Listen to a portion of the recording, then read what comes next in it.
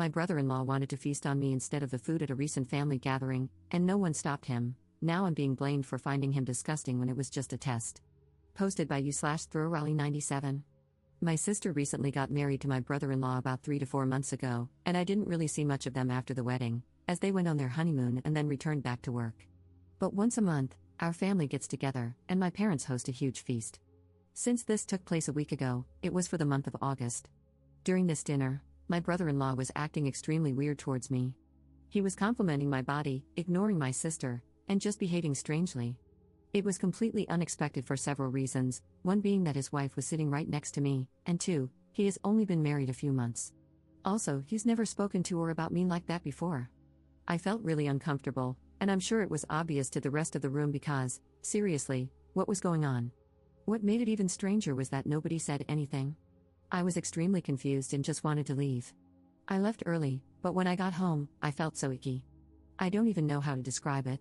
I decided to message my sister to let her know his behavior made me uncomfortable. I also mentioned that it was concerning that he felt comfortable saying these things in front of my parents and brother. I explained that if she didn't feel comfortable addressing it, I wouldn't mind talking to him myself. His behavior was so unnerving that I FaceTimed my boyfriend, who was away for work in the US. I told him how suddenly my brother-in-law's behavior towards me shifted from that of a sibling to this horribly uncomfortable situation. He was pissed, and rightfully so. My sister didn't respond to my texts until the next day. She asked to meet up, so I did. I was expecting her to be upset and for him to apologize for what he said. Instead, she admitted that it was all a test, and I had passed. I was confused, to say the least. What did she mean by a test? What was going on? Turns out, she had her husband do those things on purpose because she wanted to see how I would react if he really said those things to me and meant them. My reaction and choice to message her afterward told her I could be trusted around him. I was offended, to say the least. Why would she think I couldn't be trusted? Well, let me tell you what I believe to be a completely invalid reason for this lack of trust. My sister has been married before. She was 27, and the divorce happened about 10 months into the marriage. Her ex was a psycho, to say the least. He had known me longer than he knew my sister. I was the one who introduced them. They got along well and eventually started dating. It seemed like the healthiest, most romantic relationship to ever grace this planet. Then, they got married. During their marriage, I was staying with them because it was a closer commute to work. They had extra bedrooms, and I paid rent and took care of myself by cooking and cleaning. But my underwear started going missing. At first, I assumed it had just gotten mixed up in my sister's laundry and would turn up eventually. But it happened more frequently, to the point where I was buying underwear almost weekly. I kept pressuring my sister to admit she was taking it, but she was adamant it wasn't her. I decided to ignore it and move on. It hadn't even crossed my mind that the real reason was far worse. My former brother-in-law was stealing my underwear. I don't know, nor did I want to know, what he was doing with it when I found out. I was so disgusted and confused. Someone I thought was my friend was actually just a pervert. He admitted that he had never really loved my sister and was just using her to get close to me. I was so creeped out, and I pressed charges against him for his sickening behavior. I was able to get a restraining order, and my sister divorced him almost instantly after finding out. She took something traumatic that happened to me and twisted it to make it seem like I was the untrustworthy one. She claimed I must have strung him along for him to think that way, and this test was to prove I wasn't doing it again. Safe to say, I was extremely hurt and angry at her response, so I told her to never speak to or contact me again if that's what she really thought of me. My family found out, and for the most part, they agree her behavior is crazy. But my mother stood by her actions, saying my sister was just trying to protect herself from being hurt again. I told her that if my sister had just been honest with me from the start, I wouldn't have been as bothered. There's a right way to approach things and a wrong way, and this wasn't just wrong, it was also crazy. Why is she so convinced it's my life's goal to hurt her? I didn't know her ex was going to turn out like that, so why am I being punished? She claimed I should have had some indication he liked me, but he really made it seem like he was head over heels for my sister. How was I supposed to know what was going on in someone else's mind? Anyway, the family dinner this month was held earlier because it was the most compatible date for everyone's schedules, yesterday. I told my parents to expect me not to show up if my sister and brother-in-law were going. It wasn't even that I refused to speak to her ever again, it's just that, with the situation so fresh, I told my mother I would apologize when I had cooled down. It was just difficult to face them when they made me feel like a horrible person for a situation that was out of my control. My mother assured me my sister wouldn't attend, so I agreed to come. When I arrived, they were both there. It felt like an ambush, and it sort of was. My sister demanded I apologize for my reaction because, according to her, It was my own fault it happened in the first place. I can't lie, I snapped. I told her to remove my number and forget the title of being my sister if she really felt that way. I need advice because my therapy session isn't scheduled for another 2 weeks, and I feel like I just dreamt a soap opera storyline. I feel kind of bad because I do understand my sister had her trust broken completely by her ex, but I feel like that distrust shouldn't be aimed at me, it should be directed at the person who actually caused it. And I already feel guilty for being the one who introduced her to the jerk in the first place. But I'm struggling to understand how her schemes to manipulate me into thinking she's being wronged by her husband again are so extreme. I want to apologize to her for one reason, introducing that man to her in the first place. I really need her to see that I wasn't doing anything wrong when her ex was stealing my underwear. I was just as in the dark as she was. How do I go about apologizing for introducing her to him while also getting my sister's trust back and showing her I truly just want the best for her? Commenter. What were your father and other family members doing during this charade? Why didn't anyone speak up or have your back? It's totally creepy. You deserve to be treated better by everyone who was there. Ops response. My dad wasn't pleased with what my brother-in-law said during the August dinner. Then, when he found out about the plan, he forbade him from entering the family home again. My mother lied and said they weren't invited, but they showed up anyway. Apparently, my dad was livid and threatened to call the police if they didn't leave. I left after saying what I said, so I don't know what happened afterward. However, my brother called me and told me everything that went down after I left the August dinner and at this month's dinner. My brother and dad are amazing, and I'm going to update the post at some point to make sure everyone knows. Update 3 days later. A lot has happened over the last couple of days. I have tried to read all the comments and taken everyone's advice. This has been the outcome. I lost a sister and a mother in 2 days. It's more heartbreaking than anything. I had a meetup with everyone, and my boyfriend came with me so I had support during the conversation. Honestly, it was hard to look at any of them because of the way they treated me. I'm so thankful to everyone for opening my eyes to the crazy behavior exhibited in the first part of this story. In front of everyone, my mother admitted to knowing about the plans from the start. My sister confided in her, and she agreed it was a good idea. She supported her son-in-law openly harassing her daughter. I'm in complete shock, and it just hurts so much knowing she would condone this, considering she knew how much I was affected by the first husband. She knew I was having a difficult time in therapy. It took me a long time to trust people again after that, and I feel like once again, my trust has been broken. I don't know how I'm ever going to trust anyone again. I'm really thankful my boyfriend was there to comfort me because it was so hard to keep my composure around them. My sister was not budging at all. She kept maintaining she was in the right. She said the only reason I wouldn't apologize is because, deep down, I knew what her ex was like. She said I just liked getting attention from him, knowing he was married to my sister. She also claimed I overreacted, and if it's acting, then it's not harassment. I told her she shouldn't expect any calls or texts from me, and not to be contacted by me until I received the apology I deserve from both her and my brother-in-law. Speaking of, he was pretty silent throughout the whole thing, probably because my father threatened his life if he spoke badly about me. He did say that the only reason he did it was to placate my sister because she kept accusing him of ogling me. But still, no apology from him. My mother, this one broke my heart the most. She told me I was over-exaggerating and that I should be happy to have passed my sister's test. She actually said the words, "We can all move on now." I was in complete awe, to be honest. How could she think that things would just go back to normal after this? I asked why she was supporting such delusional behavior.